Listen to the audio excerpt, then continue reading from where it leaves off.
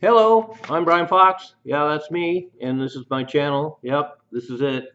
I hate rock music, and in times when I sort of do hate rock music, I quickly snap out of it because there's bands like this, SUNTREADER, who really bring a whole new degree of imagination to rock music, and that's one of the joys of particularly rock music from the late '60s and early '70s, and particularly progressive bands because they really just had incredible imaginations, and each one of these bands ends up being so unique in their way. And today I want to talk about SUNTREADER. Incredible band. They're a rock jazz band as opposed to a jazz rock band. A lot of jazz rock bands have a lot of people taking turns jamming and showing off their chops and have a lot more jazz fusion elements as we've come to know them. But SUNTREADER is really exceptional. And the band was Morris Pert on drums, Pete Robinson on keyboards, and Alan Ross on bass. And Morris Pert, of course, is a legendary drummer now. He went on to Brand X, and in fact, Morris Pert and Pete Robinson ended up playing in Brand X at one point. And Brand X have a pretty high profile as a rock jazz band. Again, Brand X, although they're called a jazz rock band, I call them rock jazz because they carved out a definite rock path using a lot of elements from jazz.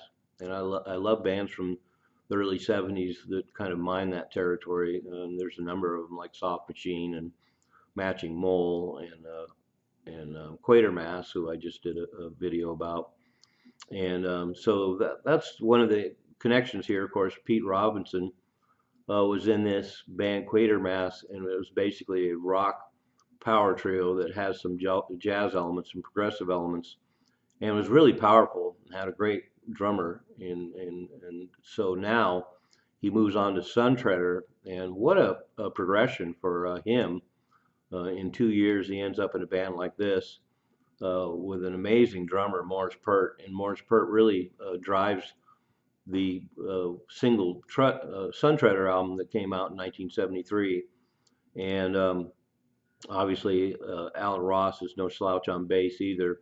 But Pete Robinson, once again, creates a really fascinating tapestry through the SUNTREADER record, Zin Zin.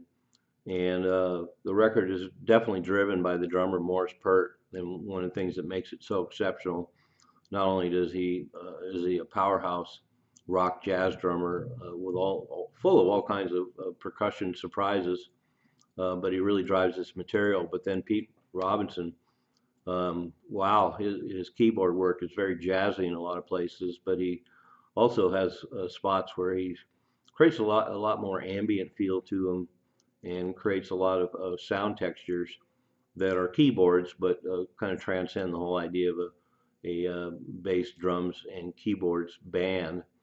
And a lot of the reasons why they evolved into SUNTREADER and why SUNTREADER has some Asian elements to it as well is because Morris Pert and Pete Robinson also played in Stamu Yamashita's Red Buddha Theater, and this was around the same time, and Stamu Yamashita got signed to Island Records and did again more rock jazz types of music with incredible percussion. And on that record, you have Morris Pert and Stamu Yamashita, so there's a lot of great percussion textures across it. But the fact that Morris Pert and Pete Robinson, Alan Ross created this band SUNTREADER, which, by the way, they're named after a piece by classical composer Ruggles.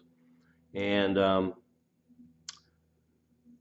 the SUNTREADER album was a single album at the time, but over the last 10 or so years, another SUNTREADER album was discovered that was recorded in 1975. And again, it has Morris Pert and Pete Robinson on it, but also a new bass player, Neville Whitehead. And he was formerly in the Keith Tippett group, which is another jazz rock band of the era. And a good example of what I was talking about, Keith Tippett Group is definitely on the jazz side of things, with a big horn section and definitely jazz. And it came out on Vertigo Records, a very adventurous label at the time. But it definitely leans more to the jazz side of things. But Neville Whitehead was a great choice for SUNTREADER. And I have to say that the second unreleased until now SUNTREADER record is stunning. It takes all the ideas they did on their first album, Zin Zin, and really expands on them. And there's a lot of great textural soundscapes and a lot of things that really push the boundaries of what a keyboard can do. And again, Morris Pert's drumming 2 years after the Zin Zin album is astonishing. He definitely is one of the top drummers in England at the time.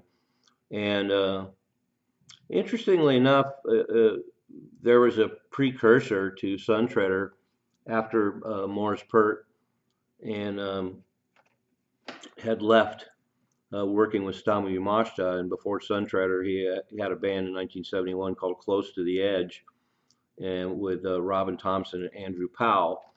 And so there was an evolution.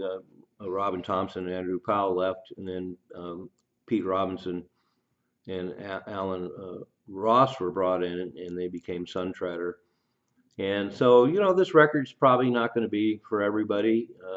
Anybody that really delves into a lot of the records I talk about and really likes prog and really likes jazz and really likes rock jazz, if you haven't heard this record, you're going to be amazed. It's just wonderful. Even the cover is beautiful. And so one of those great one-of-a-kind bands of that era that I love so much. And like so many of the other ones, they have their complete individual personality. And with a band with this kind of chops and this kind of imagination, you really come up with a one-of-a-kind album, a one-of-a-kind band. And one of the things I love about that period of music, particularly the 69 to about 72 or 3, there was a lot of bands that were completely unique in pushing the boundaries of what was accepted in rock music. And SUNTREADER is definitely there. So thanks for watching. As usual, the links are below. I'm Brian Fox. Thanks for watching I Hate Rock Music.